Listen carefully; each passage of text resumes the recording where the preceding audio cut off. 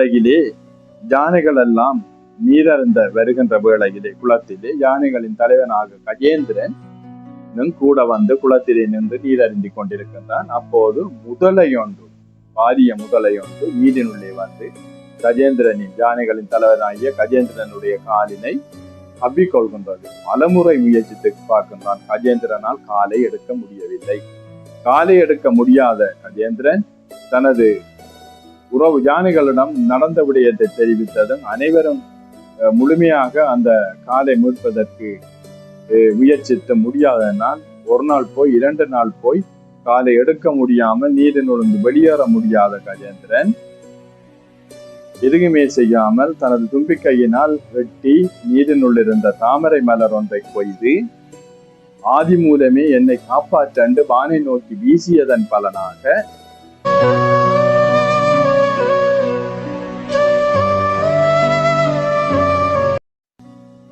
ஆன்மீக அன்பர்கள் அத்தனை பேருக்கும் தெய்வநாயக சுவாதம் சார்பாக கேடி சிவம்பிளக் என்கின்ற யூடியூப் சேனல் வாயிலாகவும் இந்த வேளையில் நான் வணக்கத்தையும் நம்பிக்கையை தெரிவித்துக் கொள்கிறேன். எங்களுடைய யூடியூப் சேனலின் ஊடாக நீங்கள் வழங்கி வருகின்ற ஆதரவிற்கு நாங்கள் மனமார்ந்த நன்றியினை தெரிவித்துக் கொள்கின்றேன். அதிகமானவர்கள் பார்வையிடுகின்ற வேளையிலும் இன்னும் எங்களுடைய இந்த சேனலினை சப்ஸ்கிரைப் பண்ணாதவர்கள் சப்ஸ்கிரைப் பண்ணி ஆதரவினை தந்து லைக் பண்ணி உங்களுடைய நண்பர்களுக்கும் ஷேர் பண்ணுவதன் மூலம் எங்களுடைய வலைத்தளத்தை நாங்கள் வளர்த்து செல்வதற்கு உதவியாக அமையும் என கேட்டு, மகாபாரதத்தினுடைய பகுதி 3 நாங்கள் தற்போது பார்க்க இருக்கின்றோம். பகுதி 2 நீங்கள் தொடர்ச்சியாக இந்த காணொளி வடிவிலான வீடியோவை பார்த்தால் தெரியும். தொடர் கதையாக இருப்பதனால் நீங்கள் பகுதி 1, 2 என பார்வையிட்டு இந்த 3ஆம் பகுதியை பார்வையிடுகின்ற வேளையிலே தான் அது முழுமையான ஒரு வடிவத்தினை, முழுமையான ஒரு அற சிந்தனையினை நமக்கு தரும். இதிகாசங்கள் எம்மை நல்லொழுக்கத்திற்கும் நல் மனிதனாக மாற்றுவதற்கும், தர்ம சிந்தனை உள்ளவர்களாக பாவங்களை செய்வதை தடுக்கின்ற ஒரு புண்ணிய கர்மமாக இந்த இதிகாசங்கள் எங்களை வழி நடக்கும். இதற்காக வேண்டியே தற்போது நாங்கள் இந்த ஆன்மீக சிந்தனைகள் ஊடாக பல்வேறுபட்ட கதாபாத்திரங்களை உங்களுக்கு தருகின்றோம். தற்போது மகாபாரதத்தினை நாங்கள் பார்த்து கொண்டிருக்கின்றோம். இதில் பகுதி 3 நாங்கள் தற்போது பார்க்க இருக்கின்றோம். தேவயானிக்கு, சுக்கிராச்சாரியாருடைய மகள் தேவயானிக்கு ஒரு நெருங்கிய தோழி இருந்தார். அவள் பேருதான் சம்மிஷ்டை. இந்த சம்மிஷ்டை யார் என்று நீங்கள் பார்த்தீர்களாக இருந்தால் அசுர குலத்தினுடைய மன்னன் ரிஷபர்மனுடைய மகள். அசுர குலத்தினுடைய குலகுரு சுக்கிராச்சாரியாருடைய மகள் தான் தேவயானி. இவர்கள் இருவரும் ஒரு நெருங்கிய நண்பிகளாக தொடர்ச்சியாக தங்களுடைய வாழ்நாளிலே இணை பிரியாத ஒரு தோழிகளாக வாழ்ந்து வந்தார்கள். அவ்வாறு இருக்கின்ற வேளையிலேதான் ஒரு நாள் இவர்கள் இருவரும் குளத்திலே குளிப்பதற்காக செல்கின்றார்கள். குளக்கரையிலே தங்களுடைய வஸ்திரங்களை, உடைகளை கலட்டி வைத்துவிட்டு இருவரும் குளத்தினுள் இறங்கி விளையாடி கொண்டு நீராடி கொண்டிருக்கின்ற வேளையிலேதான் ஒரு சுழியுடன் சேர்ந்த ஒரு பெரிய காத்து வீசி இந்த உடைகள், இருவருடைய உடைகளையும் அவ்வாறு சுழட்டி எடுத்து ஒன்றாக மாற்றிவிட்டது. முதலிலே குளித்துவிட்டு வெளியேறிய சம்மிஷ்டை அங்கு சென்று குளக்கரையிலே தேவயானியினுடைய உடைகை இனம் தெரியாமல் எடுத்து அணிந்து விட்டார். உடனடியாக இதை பார்த்த தேவயானி, எனது உடையினை நீ எவ்வாறு அணிவாய், ஏன் எடுத்து அணிந்தாய் என கேட்கின்றாள். சம்மிஷ்டையும், நான் அணிந்து விட்டேன், பரவாயில்லை, எனது உடையை நீ அணிந்து கொள் என்று கூறியதும் இருவருக்கு இடையில் வாக்குவாதம் ஏற்பட்டு தேவயானி சம்மிஷ்டை கூறுகின்றாள், நான் உனது உடையை அணிவதற்கு உம்முடன் கேட்க வேண்டிய தேவையில்லை, உனது உடையை நான் அணியலாம், எனது உடையை நான் கொடுக்கலாம், நான் நாட்டினுடைய மன்னனுடைய மகள், நீ இந்த நாட்டின் குருவினுடைய மகள், நீ யாசிக்க வேண்டிய இடத்தில் இருக்க, நீ என்னிடம் கேள்வி கேட்க முடியாதென மன்னனுடைய மகள் இளவரசாகிய சம்மிஷ்டை குறிப்பிட்டது. இருவருக்கிடையிலே வாக்குவாதம் பலத்து தேவயானியை அந்த இடத்திலே இருந்த பால் கிணறு ஒன்றிலே சம்மிஷ்டை தள்ளிவிடுகிறார். தள்ளிவிட்டு கோபத்தின் பலனாக அவள் அரண்மனைக்கு திரும்பி விட்டார். பான்கணத்திலே விழுந்த தேவயானி அபயம் அபயம் அபயம் என்று அழுது கொண்டிருக்கின்றால், அப்போதுதான் அந்த வழியாக நகுசனின் மகன் யயாதி குதிரையிலே ஆரோக்கியத்துக் கொண்டு வருகின்ற வேளையிலேதான் ஒரு பெண்ணின் குரல் கேட்கின்றது. குதிரையை விட்டு இறங்கி வந்து கிணற்றை பார்க்கின்றான். அங்கு ஒரு பெண் இருக்கின்றான். அபயம் அபயம் என்று அலர்கின்றால் அந்த வேளையிலேதான் யயாதி அவளை காப்பாற்றி சுக்கிராச்சாரியாரிடம் கொண்டு வந்து ஒப்படைக்கிறார். இந்த அழகிலே மிகவும் கூடியவனான யயாதியை, அழகிலே மிகவும் சிறந்த இந்த தேவயானி தன்னை காப்பாற்றி கொண்டு வந்ததில் மனமாற அவனை உளமாற விரும்புகிறார். அந்த வேளையில் தனது தந்தையிடம் கொண்டு சேர்த்ததும் இருவருமே தங்களுக்கு இடையில் பார்வையின் பலனாக ஏற்பட்ட இந்த அன்பினாலே தனது தந்தையிடம் தெரிவித்து இருவரும் திருமணம் செய்து கொண்டார். திருமணம் செய்து கொண்டதற்கு பிற்பாடு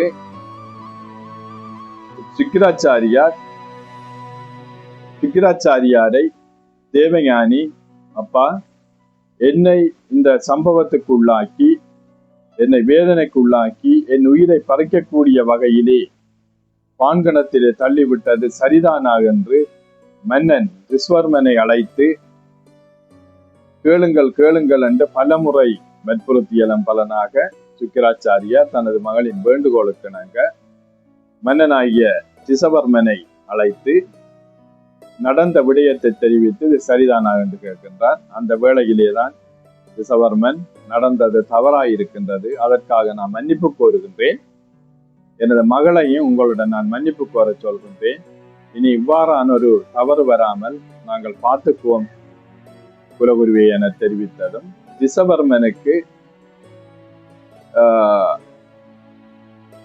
ரிஷவர்மனிடம் மீண்டும் ஓர் விடயத்தை சுக்கிராச்சாரியார் கேட்கின்றார். நீ குறிப்பிடுவதை எம்மால் ஏற்க முடியாது, நீ எனக்கு மீண்டும் ஒரு விடயத்தை செய்ய வேணும் என என்ன என்று கேட்கின்றார்.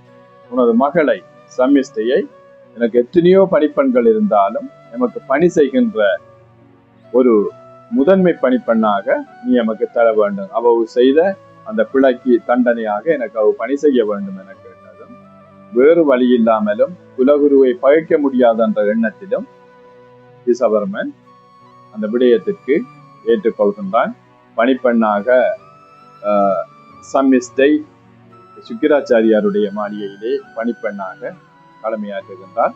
அப்போது மிகவும் கோபத்துடன் இருந்த தேவயானி அவளை வாட்டி வதைக்கின்றாள். வேலைக்கு மேல் வேலைகளை கொடுத்து ஒரு இளவரசன்றம் பார்க்காமல் தன்னுடைய குளக்கரையிலே நடந்த அந்த கோபத்தினை மனத்திலே கொண்டு மிகவும் கொடூரமாக எல்லா பணிகளையும் சம்மிஷ்டையூடாக ஆற்றி வருகின்றாள் என்று நாங்கள் பார்க்கின்றோம்.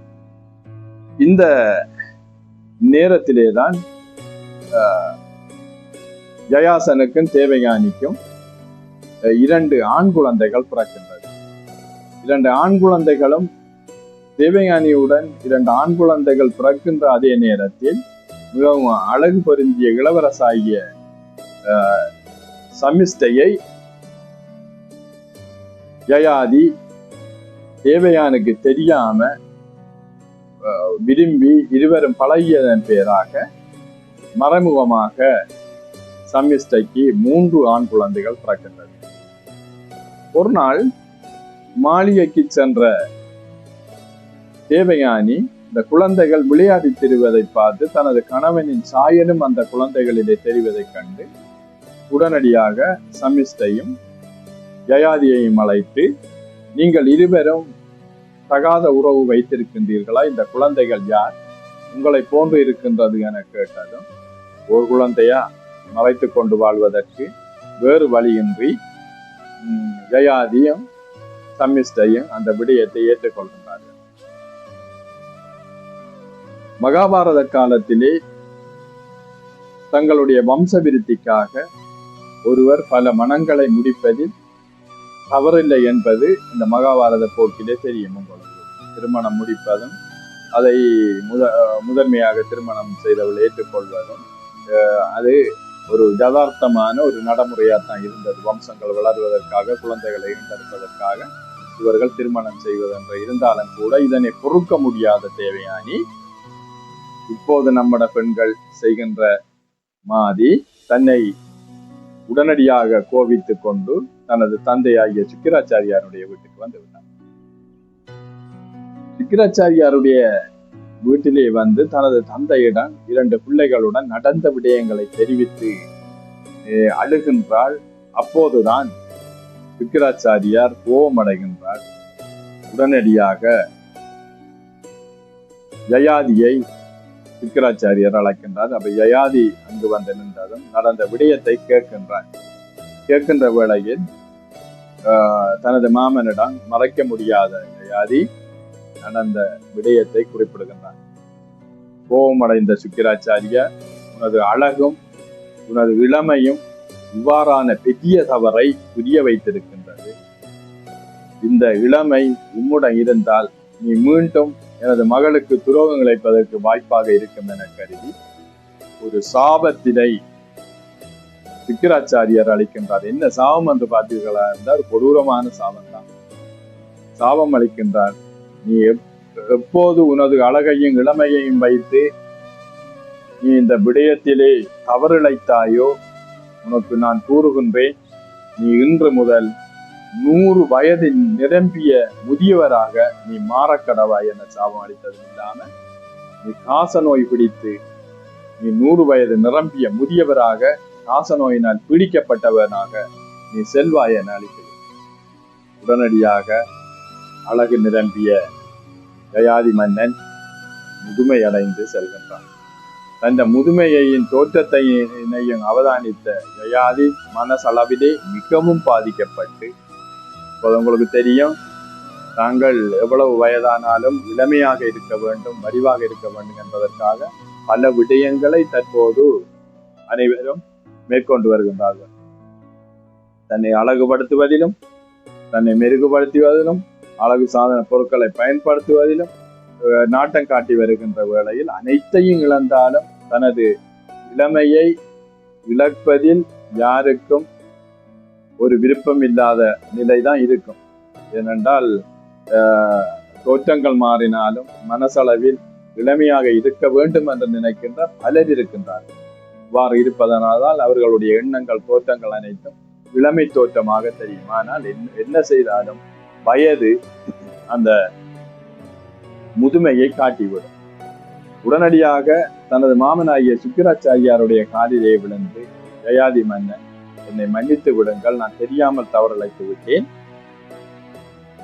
எனக்கு சாப விமோசனம் கொடுங்கள், நான் இவ்வாறு எனது வாழ்நாளை கழித்து மரணிக்க முடியாதென கெஞ்சியதன் பலனாகும் தன் மருமகன் தனது மகளை திருமணம் செய்தவன் என்ற ஒரு எண்ணத்தில் சுக்கிராச்சாரியார் ஒரு சாப விமோசனத்தை வழங்குகின்றார். இந்த சாப விமர்சனம் என்னென்று நீங்கள் பார்த்தீர்களாக இருந்தால், சுக்கிராச்சாரியார் சாப விமர்சனம் கொடுக்கின்றார்.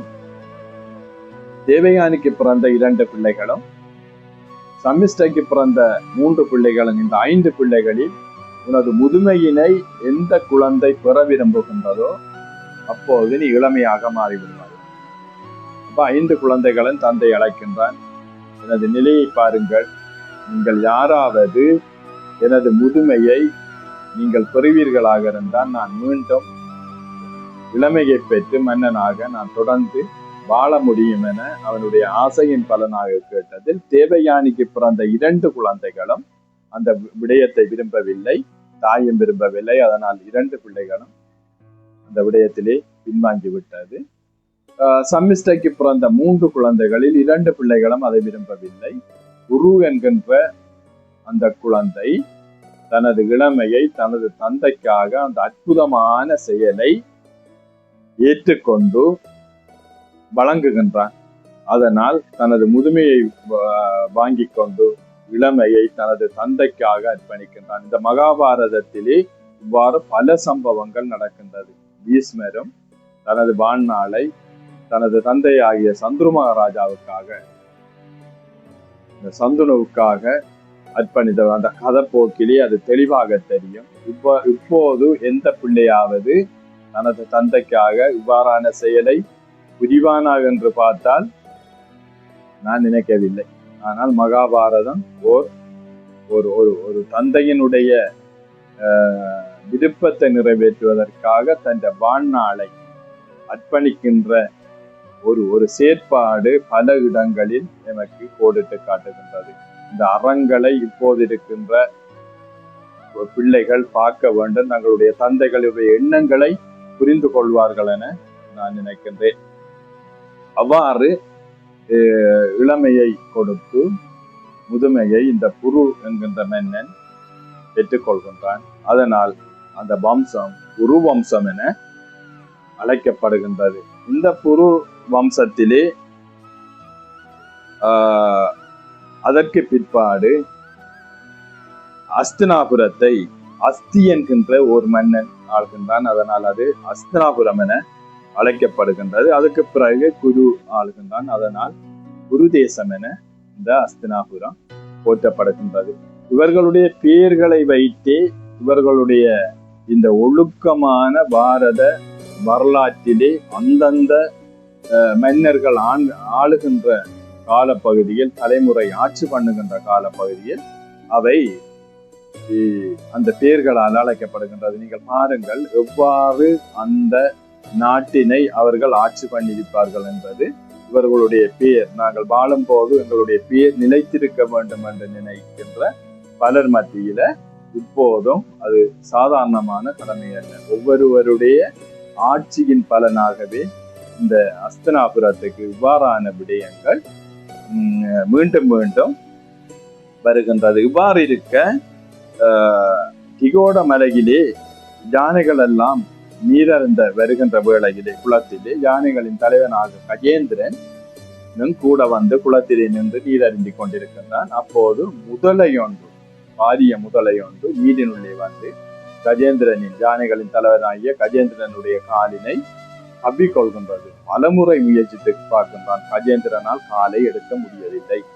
காலை எடுக்க முடியாத கஜேந்திரன் தனது உறவு யானைகளிடம் நடந்த விடயத்தை தெரிவித்ததும் அனைவரும் முழுமையாக அந்த காலை மீட்பதற்கு முயற்சித்து முடியாதனால் ஒரு நாள் போய் 2 நாள் போய் காலை எடுக்க முடியாமல் நீரினுள்ளிருந்து வெளியேற முடியாத கஜேந்திரன் எதுவுமே செய்யாமல் தனது தும்பிக்கையினால் வெட்டி நீரினுள் இருந்த தாமரை மலர் ஒன்றை கொய்து ஆதி மூலமே என்னை காப்பாற்று வானை நோக்கி வீசியதன் பலனாக அங்கிருந்து கிருஷ்ண பரமாத்மா குளத்தினுள் வந்து தலையிலே தண்டாயுதத்தினால் முதலைக்கு அடித்து, முதலைக்கும் இந்த கஜேந்திரன் என்ற யானைக்கும் சாப விமர்சனம் அளித்தார் என்று நாங்கள் பார்க்கின்றோம்.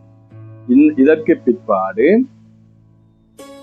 இருவரும் சாபத்தினாலே உருவாக்கப்பட்டவர்கள், சாபத்தினாலே இந்த செயற்பாடு நடந்தது என்பதை உணர்ந்த கஜேந்திரன் கிருஷ்ண பரமாத்மாவால் ஒரே நேரத்தில் இருவருக்கும் சாப விமர்சனம் பெறுகின்றது.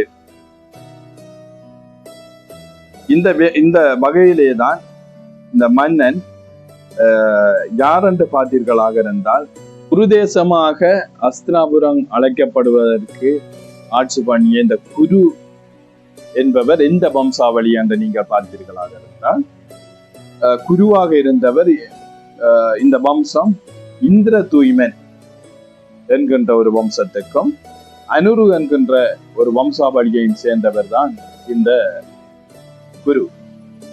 இந்த இந்திர தூய்மன், இந்த அனுரு யார்? என்று நாங்கள் இப்போது சிந்திக்க வேண்டும். இந்த இந்திரதூய்மன் இந்த அனுரு இருவரும் உடைய வம்சாவளி குரு என்றால் இவர்கள் யார் என்று பார்த்தீர்களாக இருந்தால், இப்போது சாப விமோசனம் கிருஷ்ண பரமாத்மாவினால் வழங்கப்பட்ட இந்த இந்திரதூமன் தான் இந்த கஜேந்திரன் என்கின்ற யானை. இந்த அனுரு என்கின்றவன் ஒரு கந்தருவன். இவனுக்கு இது எவ்வாறு ஏற்பட்டு சென்றால், ஒரு குளத்தினிலே ஒரு முனி நீராடி கொண்டிருக்கின்ற வேளையில் இந்த கந்தருவன் என்ன சொன்னா நீரினுள்ளாக சுழியோடி கொண்டு வந்து அந்த முனியினுடைய காலை கவி விட்டான். கவி இழுத்தவன். இழுக்கும் போது முற்றம் திறந்த முனி, முற்காலமும் உணர்ந்த முனிகளுக்கு அந்த விடயம் தெரியும். நீ எவ்வாறு நீரினுள் வந்து என்னை முதலை போன்று கவ்வி இழுக்கின்றாயோ, விளையாட்டுத்தனமாக பண்ணியோர் செய்ய ஒரு சாபத்திலே முடித்ததுதான் இந்த அனுருவு கிடைத்த இந்த முதலை சாபம். அப்ப இழுத்த உடனே நீ அவ்வாறு நீரினுள் முதலையாக செல்ல கடவாய் என்று சாபம் அளிக்கின்றார். அந்த நீரினுள்ளே அந்த அனுருதான் இந்த முதலை என்பதை நீங்கள் உணர்ந்து கொள்ளலாம். இருவரும் சாபத்தினாலே இருந்தவர்கள். ஒரே நேரத்தில் இருவருக்கும்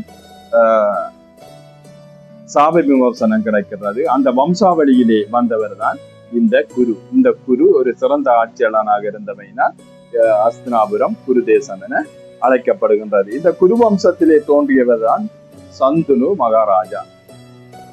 சந்துனு மகாராஜா ஒரு சிறந்த மன்னன். இவருடைய கதைப்போக்குத்தான் மகாபாரதம்.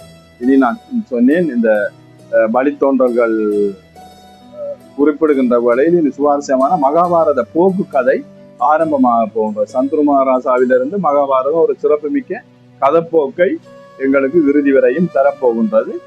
அடுத்தடுத்த கட்டத்திலே அது உங்களுக்கு தொடர்ச்சியாக இருக்கு. இப்போது நாங்கள் அந்த ஒரு பூர்வீக சிந்தனைக்காக வேண்டி இந்த மகாபாரதத்தினுடைய பிற்பகுதியிலிருந்து நாங்கள் அந்த வம்சங்களை நாங்கள் தெரிந்து கொள்ள வேண்டும். அப்போதுதான் இந்த மகாபாரதத்தினுடைய யார் யார் என்னென்ன செய்தார்கள் என்பது எங்களுக்கு முழுமையாக தெரியும். அப்ப சந்துரு மகாராஜா யாருடைய மகன் என்று பார்த்தீர்கள்னா பிரதீப மன்னனுடைய மகன். ஒரு பிரதிமை, இது ஒரு தலைமுறை. அப்ப இந்த தலைமுறை பிரதீப மன்னனுடைய மகன் தான் சந்துரு மகாராஜா. இந்த ஏகாதிக்காக இளமையை கொடுத்த குருமன்னன் இருக்கின்றான். அவன் ஆற்றிய அந்த அற்புத செயலால் தான் அது ஒரு காலத்தில் குருதேசம் என அழைக்கப்பட்ட. அஸ்தி ஆள்வதற்கு முன்பு குருதேசம் என அழைக்கப்பட்டது. இந்த சிறந்த தந்தை எல்லாமே இது பண்ணினாலும் கூட தனது இளமையை கொடுத்து அனைத்து 30 தேவர்களும் போற்றத்தக்க வகையிலே தந்தைக்காக தனது வாழ்நாளை அர்ப்பணித்த குருமன்னனை நாங்கள் போற்ற வேண்டியவர்களாக நாங்கள் இந்த வேளையிலே பார்க்கின்றோம். இந்த வம்ச வழியிலே குரு மன்னனுடைய வம்ச வழியிலே இன்னொரு சிறந்த மன்னன் வருகின்றான். அவன்தான் பரதன். பரதன் என்ற மன்னனும் ஒரு அஸ்தினாபுரத்தை ஆட்சி பண்ணிய ஒரு வம்சாவளியிலே பாரத போக்கிலே ஒரு சிறந்த ஆட்சியாளனாக அவன் இருந்தான். இந்த பரதனுக்கு பிற்பாடு அஸ்தி ஆண்டமையினால் அஸ்தினாபுரம் என்றும், குரு ஆண்டமையினால் அது குரு வம்சம் என்றும் குரு தேசம் என்றும் போற்றப்படுகின்றது இந்த அஸ்தினாபுரம் என கேட்டு இதனுடைய தொடர்ச்சியை நாங்கள் அடுத்த காணொளியிலே உங்களுக்கு முழுமையாக தர இருக்கின்றோம்.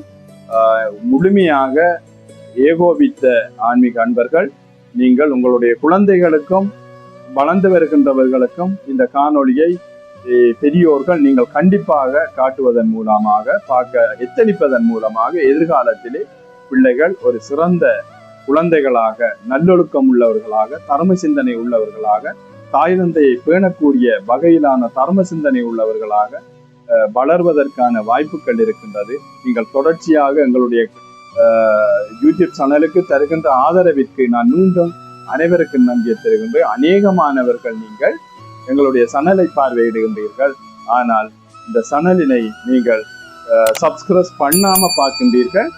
நீங்கள் அதை செய்வதன் மூலமாக நாங்கள் தொடர்ச்சியாக போடுகின்ற காணொளிகள், வீடியோக்கள் உங்களுக்கு நோட்டிபிகேஷனாக உங்களுடைய மொபைலிலே வரும். உடனடியாக நீங்க பார்க்கக்கூடிய மாதிரி இருக்கணும் என்றால் திரும்ப திரும்ப சேனலை அடித்து பார்க்க தேவையில்லை. வீடியோ போடுகின்ற வேளையில் உங்களுக்கு முன்னுக்கு வந்து அது சேரும் பார்க்கக்கூடிய வகையிலே உங்களான முடிந்த ஆதரவை தாருங்கள், லைக் பண்ணுங்கள், உங்களுடைய நண்பர்களுக்கு ஷேர் பண்ணுங்கள் என கேட்டு விடைபெறுகின்றேன். நன்றி.